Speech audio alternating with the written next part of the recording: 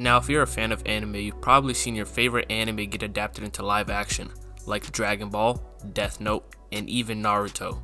Now, even though I'm a fan of anime myself, I've always had a thought in the back of my mind of how would this anime look if it was adapted into live action?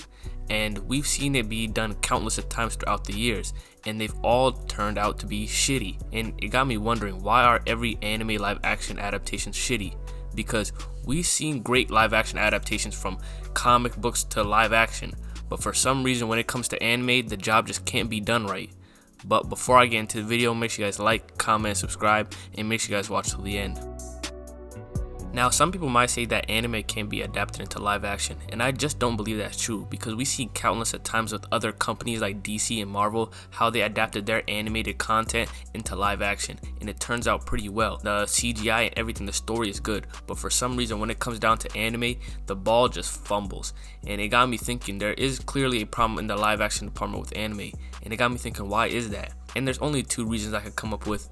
It's the writers and the companies that pick up the show. Now let's get into Exhibit A, Dragon Ball Evolution. If you've watched this live action Dragon Ball movie, you know how bad this movie is. You know how badly they messed up the Dragon Ball story and just completely went off the rails and did their own thing. This movie made Goku a high schooler, and not only was he a high schooler, it was really set in America. And that's not the story of Dragon Ball at all. If you know Dragon Ball, Goku is a grown ass man with a family. But for some reason in this show, they decided to make him a high schooler that rides a skateboard around the hallway, and he's just a regular human doing regular human stuff.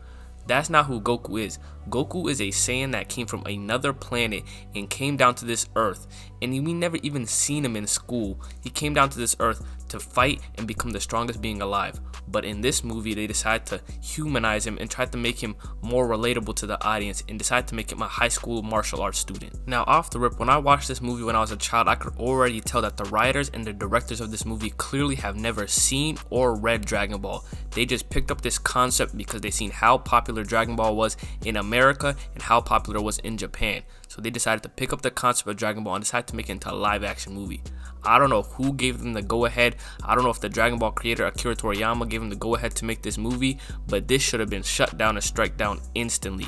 They clearly did not understand the formula of Dragon Ball. They clearly did not understand the story of Dragon Ball, and they just tarnished the hard work that Akira Toriyama put into this. And that's the issue with live action anime. Many of these companies who pick up these movies and many of the writers who make these movies are clearly just doing it for a money grab attention purpose. They're not doing it because they love the work. They're not doing it because they actually want to transform this anime into live action adaptation. They're doing it because they see how popular it is and they realize how much money they could actually generate from this movie. Now let's get into Exhibit B, Death Note live action adaptation by Netflix.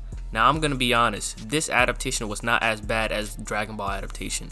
It was actually pretty decent, a solid watch, but it was still not good. If you watch this movie, you will see that they did subtle changes for no reason, like changing people's names, barely using Ryuk in the movie, and so on. It just seems like the director did this stuff for the sake of being different. He didn't really care about the Death Note script. He wanted to be different from Death Note. He didn't want it to be a copy and paste from the Death Note manga, and you could tell as you're watching this. The subtle and small changes he's making throughout just made no sense to me. It felt like he wanted to make this his own form of story, but it shouldn't. You're taking a work from another creator and adapting it into live action form. You should just follow the story he already has written. This is pretty simple, especially for a story like Death Note. There's not that much work you have to do. There's not action scenes, there's not fight scenes. It's pretty simple. It's just a kid writing in a book with a demon floating behind him. But for somehow, they still end up fucking it up. Now, if you look at the two examples I just gave you, clearly see that there's a problem going on both of them. The similar problem that's been drawing on throughout a bunch of live action animes. The scriptwriters and the directors just want to completely be different. They don't want to follow the manga. They don't want to follow the work of the actual original creator of these mangas and shows. They just want to go on and do their own thing and try to make it unique and try to relate more towards the West rather than actually adapting the manga into live action form as it should be. Now, as an anime fan myself, it hurts me to see my favorite animes get completely shit on in live action. I've been watching anime since I was a kid. Anime is my favorite form of entertainment since I was a child. But for some reason, when it comes down to live action, it just can't be done right.